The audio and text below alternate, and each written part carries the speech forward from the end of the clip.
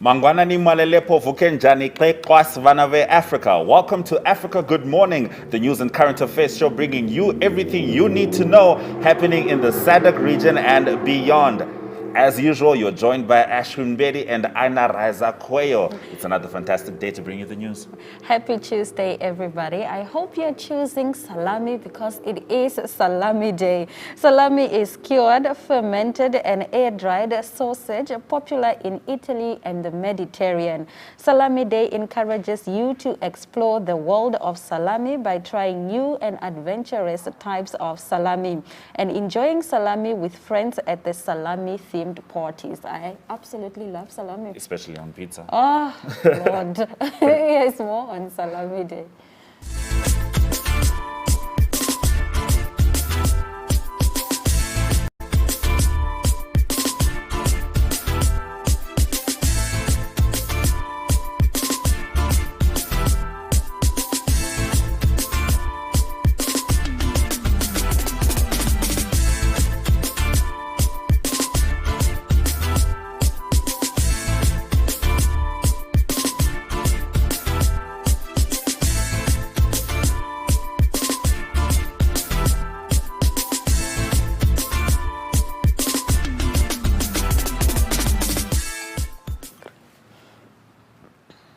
Welcome back to Africa Good Morning, and here are the news making headlines. UN condemns coup in Guinea-Conakry and calls for president's release. The Secretary General of the United Nations, Antonio Guterres, condemned any seizure of power in Guinea-Conakry by force of arms after the country's special forces said they had captured the president and dissolved the institutions. In a Twitter post, Guterres called for an immediate release of President Alpha Conde and said he is following the situations in Guinea-Conakry very close. Guinea-Conakry Special Forces said that they had captured President Alpha Conde and dissolved the institution in a video sent to the AFP news agency, while the Ministry of Defense guaranteed that it had repelled the attempted coup. Now from All Africa International, WHO to G20 health ministers meet COVID-19 pledges, support regional vaccine manufacturing. Despite hopes that by now the pandemic would be under control, the head of the UN's health agency told the G20 leading industrialized nations health ministers meeting in Rome on Sunday that the opposite is true. Director General of the World Health Organization, Tedros Adhanom Ghebreyesus, pointed out that many countries continue to face steep increases in cases and deaths, despite that more than 5 billion vaccines have been administered globally. But almost 75% of those doses have been administered in just 10 countries. He explained, adding that 2% Africa has the lowest vaccination coverage. This is unacceptable.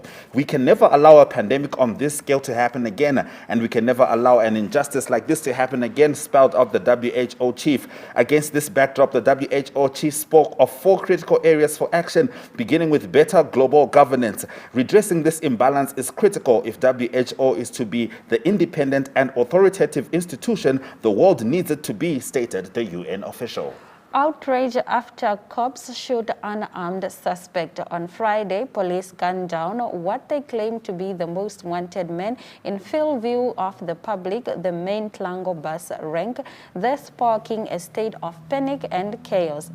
It is claimed that Sindle Dludlu, believed to be in his late 30s, was in the police wanted list for a string of crimes, mostly robberies committed in different parts of the kingdom. He was said to be among a group of close to 10 gangsters that was involved in a series of crimes, as well as possession of dangerous weapons that included firearms, ammunition they used in committing the crimes. According to police, at least 4 of the gang members were arrested not long time ago, and had they arrested the deceased, this would be the 5th time. Reports are that the police received a tip-off that the man they were looking for was spotted near a bus stop rank.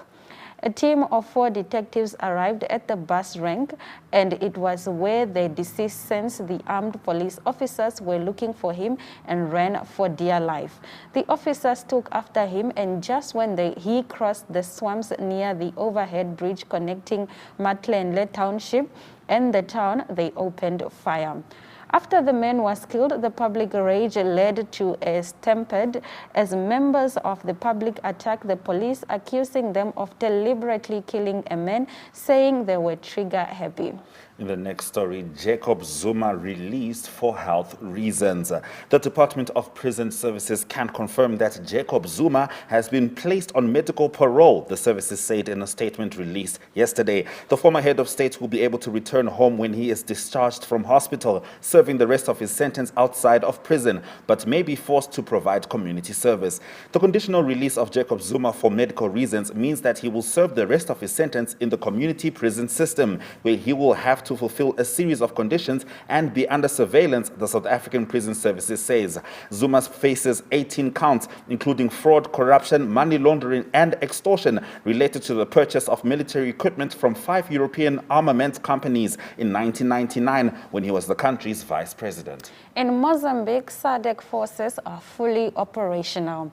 The mission of the Southern African Development Community in Mozambique, known by the acronym SAMIM, has claimed it is fully operational in the northern province of Cabo Delgado. A statement from SAMIM clearly reacting to the claims on social media that most of the fighting against ISIS terrorists in Cabo Delgado is being done by Rwandan forces, assured the people of Mozambique and other SADC member states that it has undertaken operations within our area of responsibility, designed in strict coordination with the Mozambican armed force. It stressed the collective undertaking to make Cabo Delgado peaceful, stable, and safe. In the next story, African migrant workers brutalized in UAE. Hundreds of African workers in the United Arab Emirates have been brutalized, thrown into jail, and then deported, researchers from 2 organizations have found. In a new report, the Euro-Mediterranean Human Rights Monitor and Impact International for Human Rights Policies detail how the migrants were arrested en masse in June and then subjected to brutal treatment while in prison. They had valid paperwork and were employed in a variety of roles, including cleaners, waiters, nurses, and electricians, the report says. The attacks were planned, targeted, and racially motivated. Michaela Pugliese from Euro-Mediterranean Human Rights Monitor alleged on BBC's Focus on Africa program. In response, the UAE government categorically denied the report's racist suggestions, stressing that the country adopts strict laws and practices with regards to non-discrimination in all cases. In Malawi, suicide cases are up with 72% in the first half. Connect Plus Resources Institute has bemoaned raising cases of suicide in the country. The development comes at the time Malawi Police Service records indicate that the rate of suicide cases surged by 72% in the first 3 months of the year 2021 as compared to the same period last year. CPRI Chief Executive Officer Dennis Mafulirwa said as one way of addressing factors that lead to people committing suicide, the organization has launched Suicide Prevention Week to run from yesterday to the 11th of September. It is said that due to the COVID-19 pandemic, we have registered an increase in suicide cases. Coincidentally, we have also observed an increase in discussions on mental health issues. We need to encourage this conversation and the one around suicide, he said. Mental health expert Professor Chiwoza Mbandawe said people should embrace the culture of speaking up rather than committing suicide. In the Congo, traditional healers demand the enhancement of traditional medicine. Traditional healers have called on the Congolese state and health organizations to promote their work in the care of patients suffering from several pathologies. Even if traditional medicine has already proven its effectiveness against various diseases, it is not yet appreciated at its fair value, according to Justin Mwamba, general practitioner and researcher at La Maison Artemisia, an entity specializing in the research of natural remedies remedies based on traditional herbs. We have noticed that there are different barriers between modern medicine and traditional medicine, which means that many diseases remain incurable, he says. It is imperative that there is collaboration between modern and traditional medicine, he adds. For traditional medicine to be valued, some traditional healers suggest that there is a strong global awareness and that everyone appropriate traditional medicine for their well-being. Vessel sinks in Palmeiras. The fish vessel Odamak sank since last afternoon on Saturday, more than 30 kilometers into the sea in the area of Praia da Palmeiras in Luanda. Jornal de Angola learned from sources at the Luanda Association of Artisanal and Semi-Industrial and Industrial Fisheries that the sailors are without communication and there are no rescue boats in the merchant marine available to help the situation. Owned by a Portuguese citizen, the boat Oda must sail under the São Tomé flag and has been in Angola under a freight regime for 2 years. The cry for help circulates since the early hours of the night, and until 11 a.m. on Sunday, alternative solutions were still being sought. Now in Malawi, guilty by old age. Bishop Martin Mtumbuka of the Diocese of Karonga is worried that the Lakeshore district is fast becoming a hotspot of mob justice targeting elderly people on allegations that they practice witchcraft. Hardly a month passes without the district registering a case of murder of the elderly. But the most saddening thing is that authorities are paying a blind eye to mob justice. The wheels of justice have been slow to catch up with the perpetrators. Community members are similarly failing to provide for the needs of the elderly. The plight of the elderly has been made worse with the direct and indirect efforts of poverty and HIV and AIDS, according to a recent report. Catholic Commission for Justice and Peace National Coordinator Boniface Chibwana blames the sustained destitution of the elderly on the absence of a comprehensive social protection program.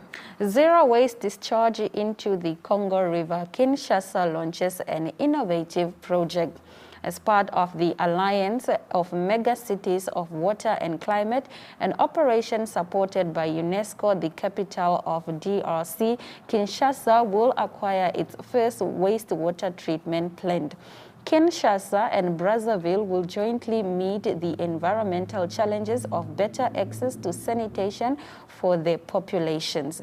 It is thanks to the Decentralization Cooperation Agreement, Zero Discharge in the Congo River, signed with the Interdepartmental Syndicate of Sanitation of the Parisian agglomeration, that the megapolis of Kinshasa and the capital of Brazzaville commits together to achieve the objective of sustainable development of the United Nations to protect the Congo River and at the same time its drinking water resources. In the last of our top stories, Averda gets $30 million from HSBC for waste recovery. British investment bank HSBC has approved $30 million in green financing for Averda. With these funds, the Lebanese company, specialized in waste management and recycling, plans to support the adoption of circular practices in waste management in Africa. Averda received the funds following the refinancing of its $148 million term loan. In South Africa, the new investment will support Averda's project to convert liquid hazardous waste into alternative fuel for the cement industry. Averda is also present in other countries in Africa, including Morocco, where it has been managing waste in Tangier since February 2019. The contract, signed for a period of 20 years, provides for an investment of over $109.2 million. All right, that brings us to the end of our top stories. If you've been paying attention, IMF recently made available $650 billion to all member countries of the IMF, and we're going to be talking about what that means for Africa right after the break.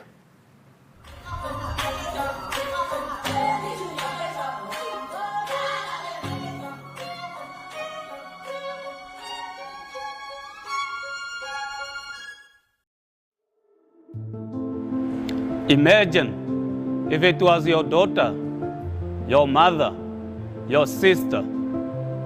Please, my brothers, let us stop the senseless killing of our women. Abusing of alcohol is no excuse to women abuse. As a champion man, I acknowledge the impact of women abuse and gender-based violence in Namibia. We pledge not to stay silent for the pain of our Namibian women. We pledge to always take action against women abuse.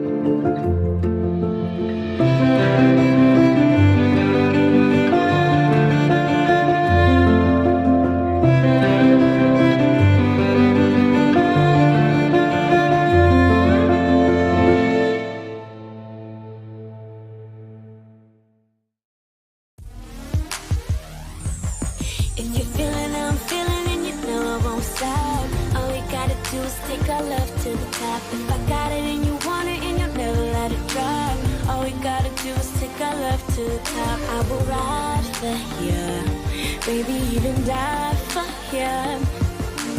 When I'm loving you, but my heart don't stop.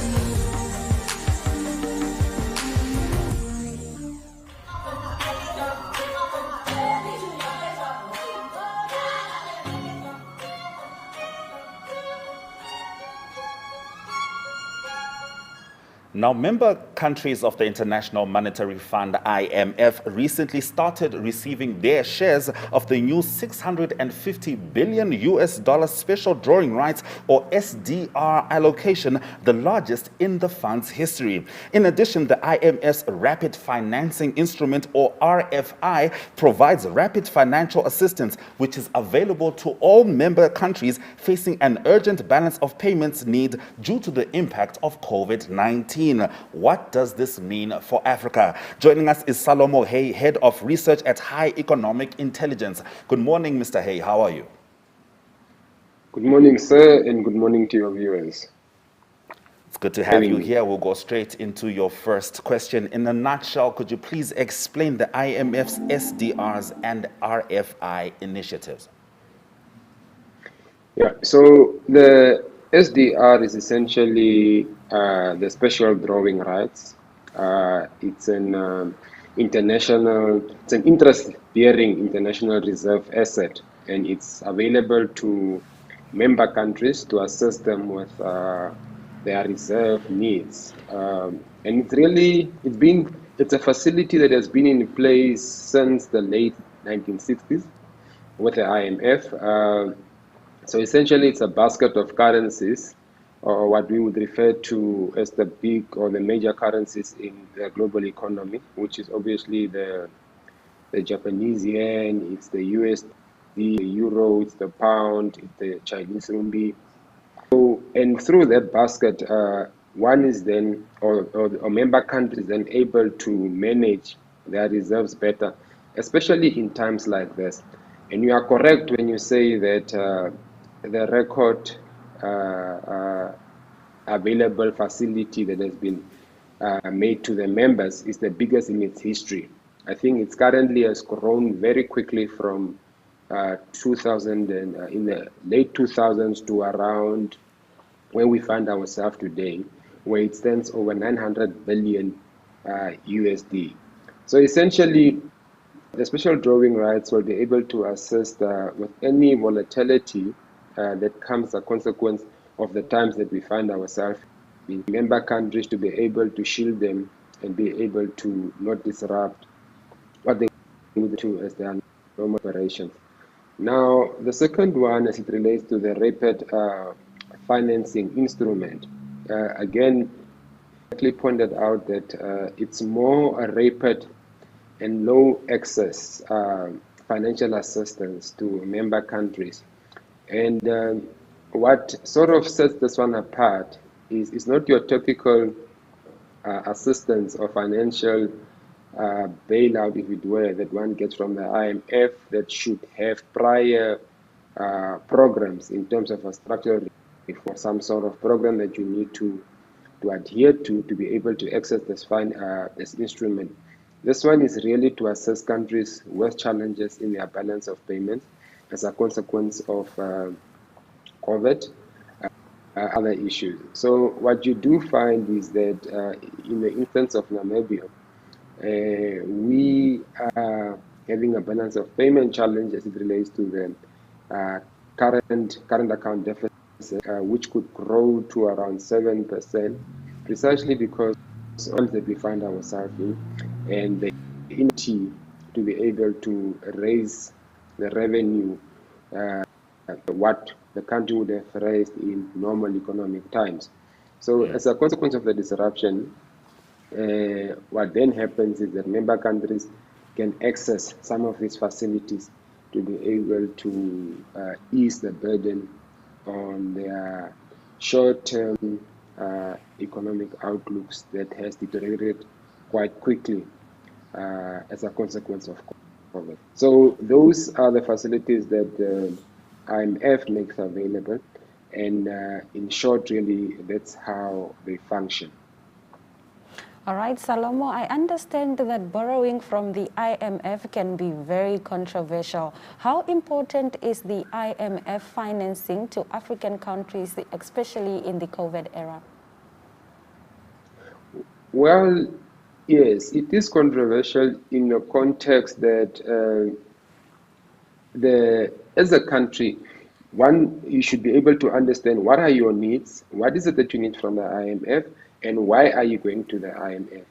In the absence of that, it could be that the IMF then obviously, and like any other funding institution or lending institution, there are no free meals in today's world. So what it means is that there are obligations that you need to keep as a country in terms of the IMF requirements, and essentially that's how the IMF lending works.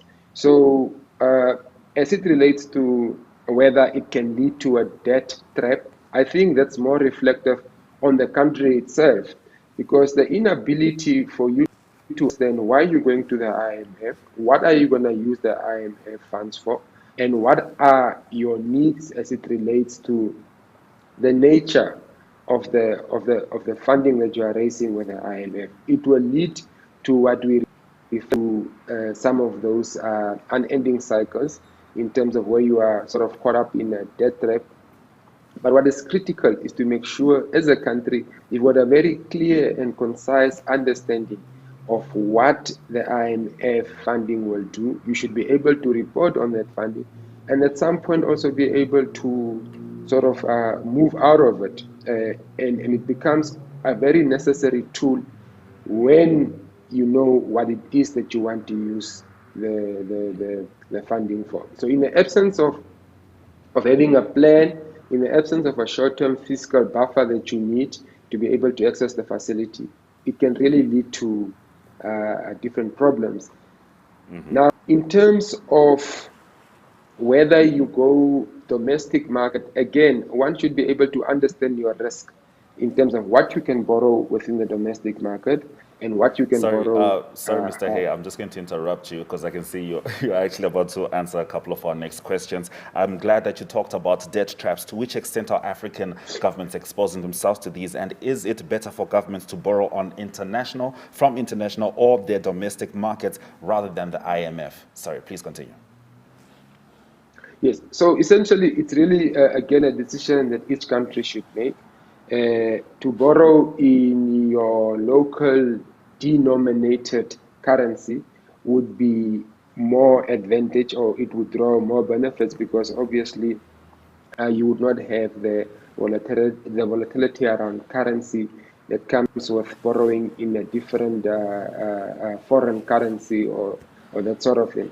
But what is critical is that there's also limitations around how much your debt exposure should be as it relates to local and the international market. And so that mixed bag of your borrowing plan should be of such a nature that one is able to balance out the benefits as it relates to the different funding that you can raise within the different sources. So it's not a blanket approach where one would say that, look, I'm only going to borrow within my local denominated currency because of the obvious benefits that exist in that, because also there's exposure to how much you can borrow within the domestic market and how much you can borrow from an international market. So there is a a bullet to answer the question in terms of whether it's better, or because one needs to make sure that you are able to mitigate the risk in your borrowing plan. All right. To which extent has the COVID-19 pandemic forced African governments to embark on shifts in their fiscal policies? Well, if you look at, for instance, some of the developed economies, and let's say, for instance, the UK essentially used central bank to pay for government expenditure. So that's essentially moving completely away from the conventional fiscal policy and conventional monetary policy. New Zealand has also been quite aggressive in their action program, where they essentially bought bonds directly from the state to be able to fund government expenditure.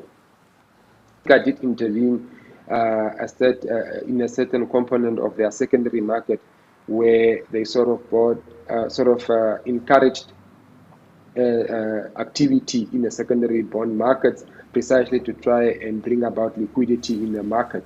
So from that aspect, there's been a bit of movement in that. Has it been aggressive?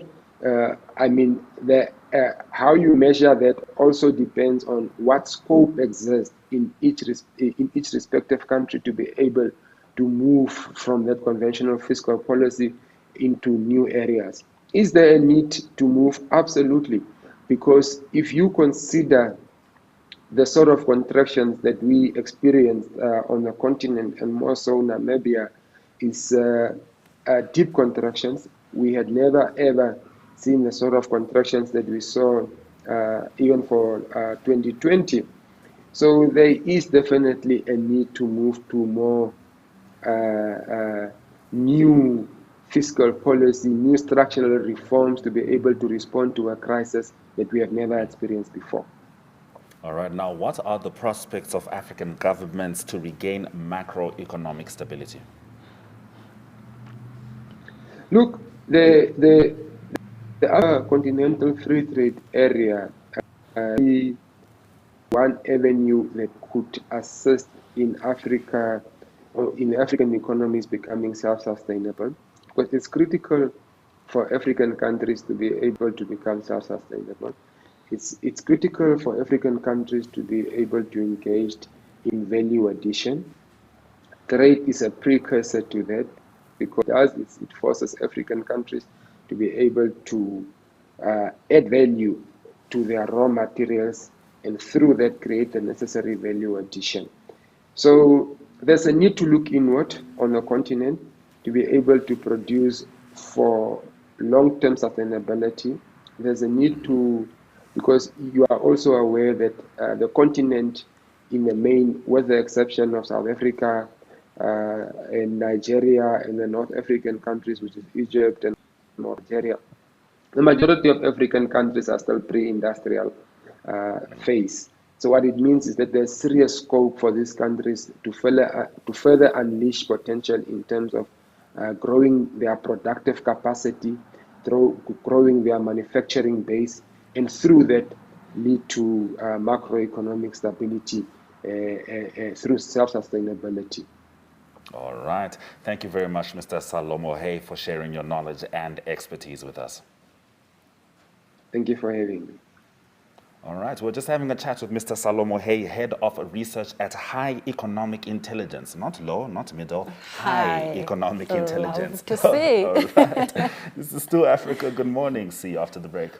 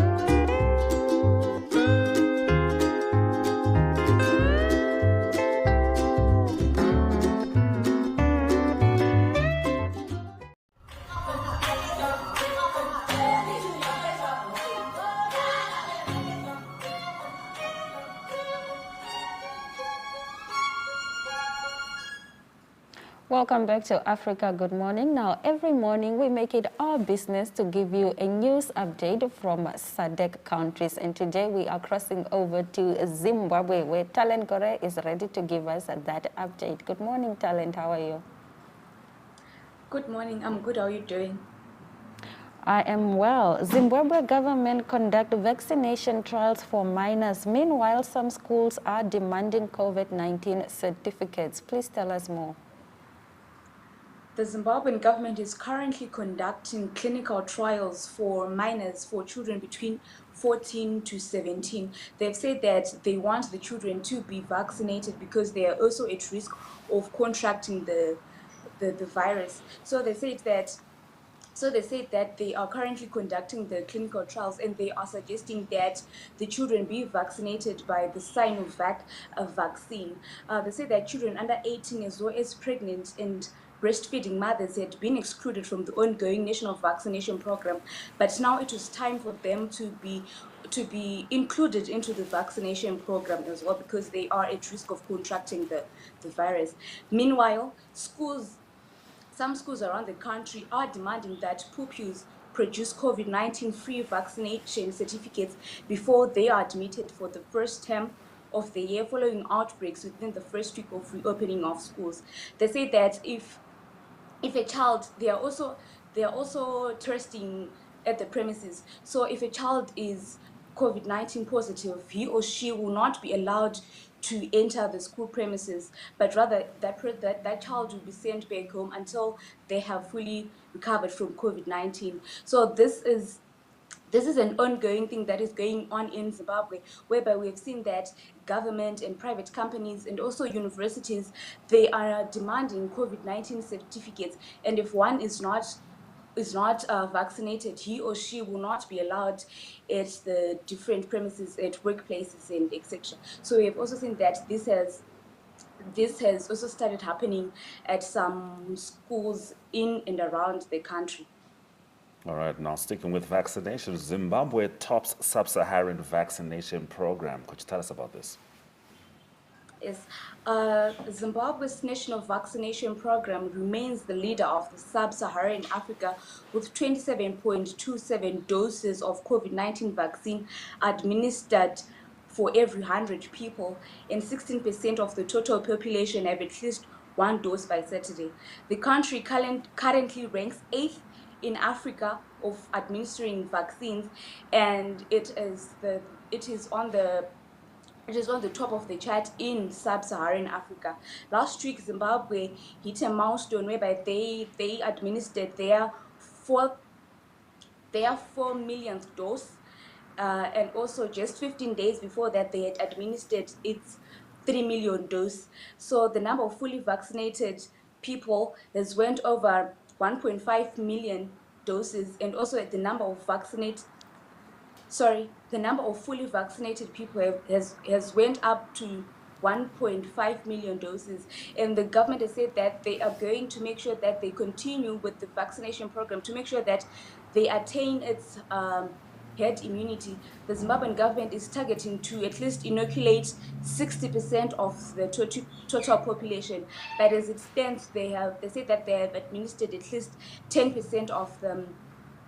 10% of the population. So they say that they are going to continue striving to make sure that they reach the targeted herd immunity by end of 2021. All right, smugglers build a wooden bridge across Limpopo. Please tell us more. Smugglers have built a wooden bridge across the Limpopo River in Bridgebridge, which they use to smuggle goods and border jumpers between Zimbabwe and South Africa. The bridge is located upstream of the new Limpopo toll bridge, and the pole and log structure, which has been under construction for more than a week, is actually taking place in front of the police.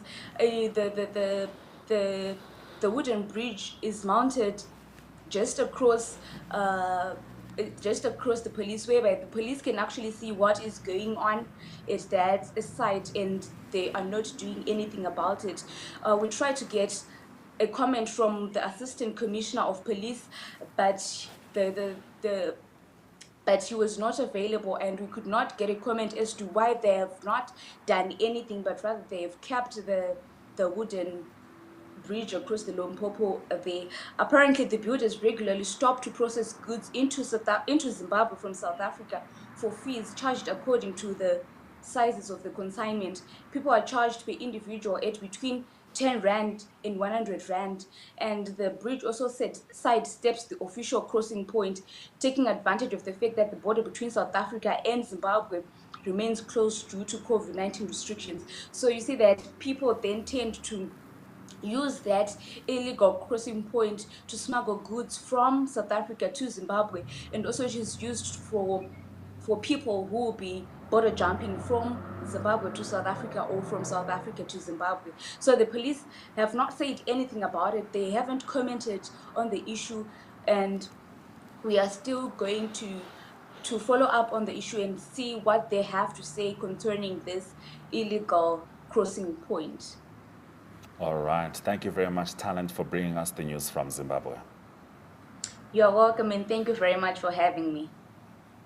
It's always good to have you here, Talent. You know, we are hoping that today outside is going to be half as bright as Talent's smile, but we can only keep our fingers crossed as we watch the weather forecast up next.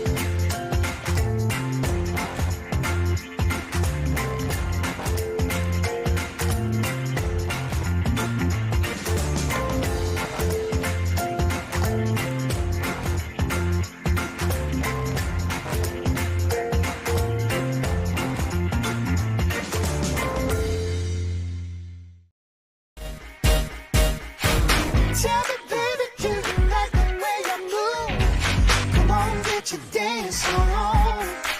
We can have as much fun as you can possibly get. We can dance on. Come on, now, come on, baby. Let's get this game on. Let me easy. Let's get this game on. Get it started.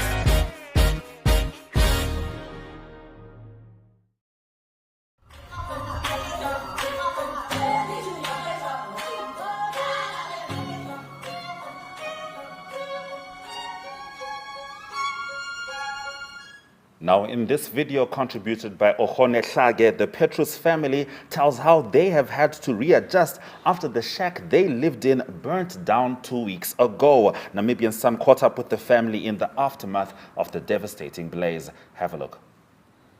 You're sleeping. What is your biggest concern in the evening? My biggest concern is just my safety. Just if I can just be inside the house. If I could just be inside the house, and I know the door is, I mean, there is something which is avoiding the even a stranger to come inside. At least it's going to be better. Then at least I could also be feeling like safe. Where have you been able to secure accommodation now for the children that were affected by the fire? With the kids, they went to a neighbor. We decided that I would just take the kids so that they can at least be safe also.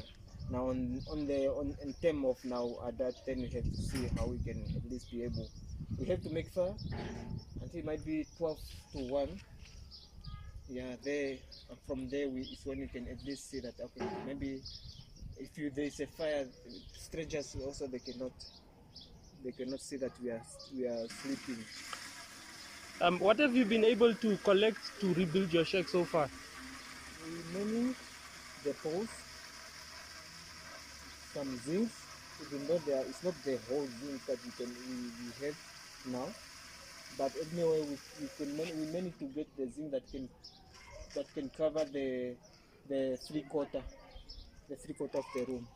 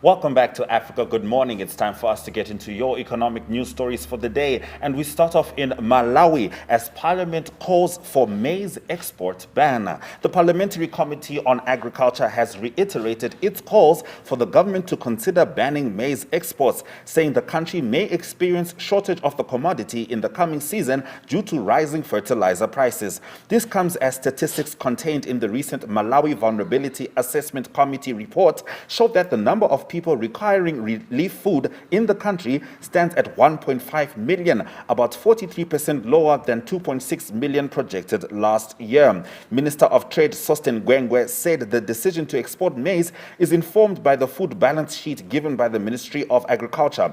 The food balance sheet informs us that the country has achieved excess maize, and people need to understand that if there are pockets of hunger in the country, it means we will not be importing, but we will use maize which is locally found, he said. Maize is a staple food for Malawi and the highest contributor to inflation's consumer price index. Mining industry resilient during a pandemic. While all Namibian main economic sectors have been severely impacted by the COVID-19 pandemic, with its issuing emergency measures, the mining industry is getting through unscathed. Minister of Mines and Energy Tom Alwendo said the ability of the industry to forge forward in unforeseen, unprecedented circumstances is an indication of positive working relationships between the government and the mining sector.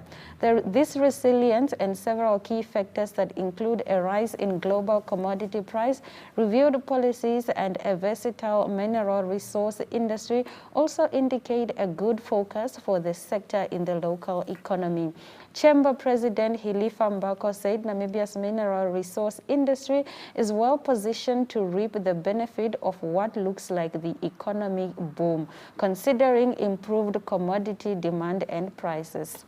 In the next story, the richest countries in the world, South Africa stands at number 36. That's according to Statistics South Africa's updated estimates of gross domestic product released last month, which shows where the South African economy fits on the global scale. The rebased GDP figure in US dollars is $335.2 billion, making South Africa the 36th largest economy in the world, up from 37th. The rebased report is in line with the international best practices to periodically review and update the estimates of the size, structure, and performance of the economy. The United States economy is currently the largest in the world. China has the world's second largest nominal GDP. Japan is the third largest economy in the world, with its GDP having crossed the 5 trillion mark in 2019. Coming in fourth place among world economies is Germany, which had a 2019 GDP of 3.86 trillion, making it Europe's largest economy. Discovery plans to make all its buildings vaccinated-only zones. Discovery Chief Executive Adrian Gore says that the group's mandatory vaccination policy won't just be limited to employees but will extend to all of the group's properties across South Africa. This means all internal and external parties will need to be vaccinated or provide proof of their health status through a COVID-19 test or other means to gain entry to our building, he said. As per the mandatory vaccination policy, there will be an appeals and exemption process as well as a reasonable accommodation as required in certain circumstances. Gore said the Discovery would also introduce a mandatory vaccination policy for groups South African-based employees from the 1st of January 2022. He warned that South Africa is now facing the fourth wave of COVID-19 infections and over 30,000 lives can be saved if the country can vaccinate 60% of the population in the coming months. Now, in the last of our economic news stories, typical banking not profitable anymore. Namibian banks are said to be moving away from just being deposit-taking and loaning institutions, all thanks to low interest rates. Local banks have resorted to driving growth in non-interest revenue streams, given the low interest rate environment that is expected to persist.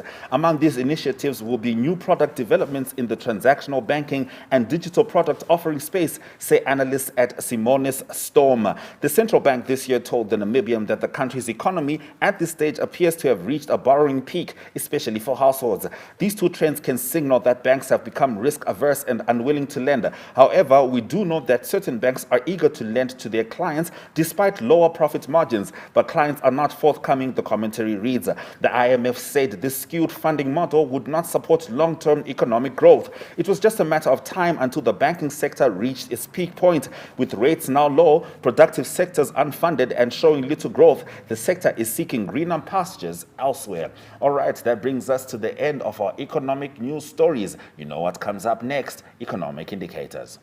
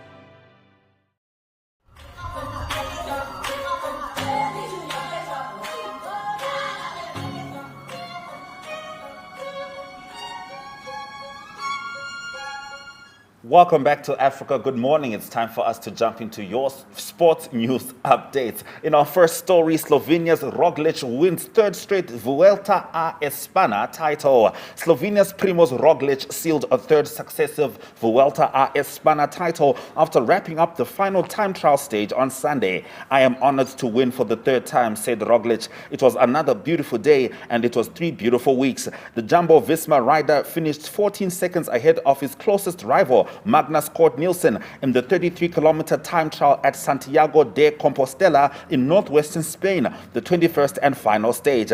That gifted Roglic the biggest overall winning margin of 4 minutes 42 seconds since 1997. Sometimes you win by a big difference, sometimes by little, but any way of winning is fantastic, said Roglic. We watched it day by day. I did my best and I enjoyed it. It was a tough last stage, the 31-year-old added. I just tried to focus on the stage today and do my very best. It's unbelievable. It's crazy, he said. New Zealand clean sweep Bledisloe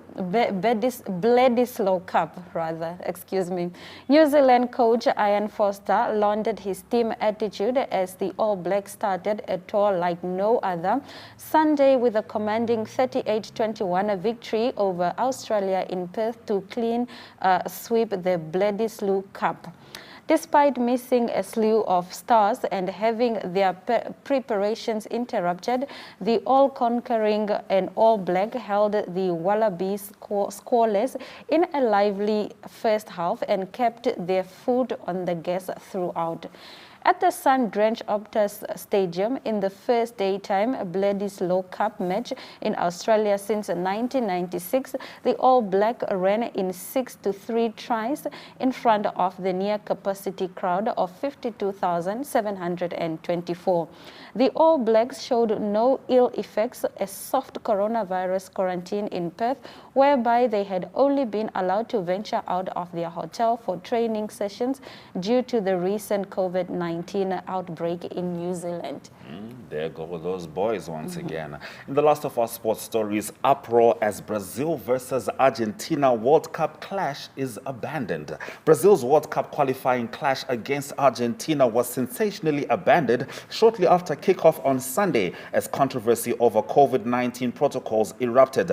Amid incredible scenes at Sao Paulo's Neoquímica Arena, the match between the two giants of South American football was halted when Brazilian health officials ran onto the pitch, triggering a melee involving team officials and players from both sides.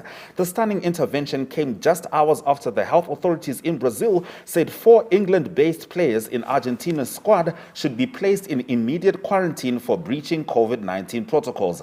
The sides were just 7 minutes into the match, which was played in front of only 1,500 spectators because of coronavirus restrictions. Argentina captain Lionel Messi and his teammates trooped off the field as confusion reigned over the fate of the game. Messi later hit out at the intervention by Brazilian officials. I can only imagine. Listen, if there's one football game people would want to watch, it's Brazil and Argentina. For that to be stopped, there's going to be drama. This is still Africa Good Morning. We don't bring you drama. We just make sure that we bring you the news.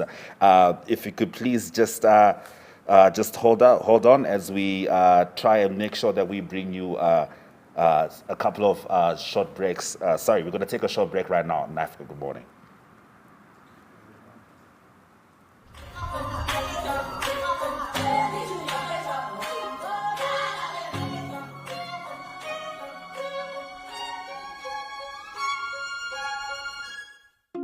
There is no one head size. Hats come in small, medium, and large. Eyeglasses are fitted. Just like with a hat or glasses, your mask should also fit your face, because any gap allows the virus to escape. No matter how good your mask is at filtering the virus, if it doesn't fit, it doesn't work. There are plenty of ways to get a good fit. Look for masks that come in different sizes and find the one that fits your face. Adjust the straps around your ears or head for a snug fit. Look for a mask with a flexible nose piece. Here's what to check. No gaps at the sides, no gaps at the nose, and no gaps around the chin. Now, breathe normally. Is it comfortable? If not, find another one. If it is comfortable, make sure when you blow hard, the air stays in your mask. Stay safe, close the gaps. And don't forget, it's not just about masks. Get vaccinated when it's your turn. Keep your distance, clean your hands, cover your cough with a bent elbow or tissue, and open a window.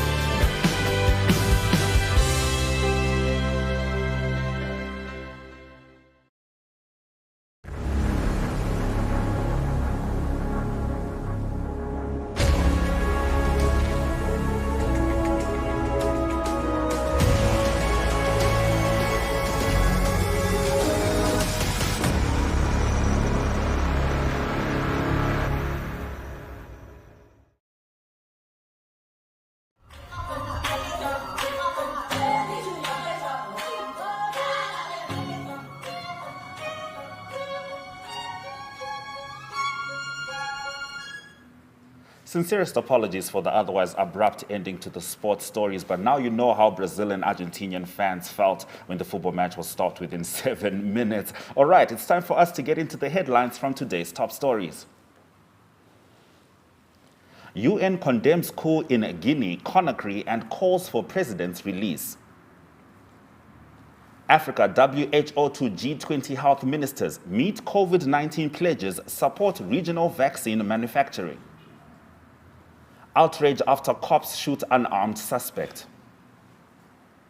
Jacob Zuma released for health reasons. Parliament calls for maize export ban. Slovenia's Roglic wins third straight Vuelta a España title.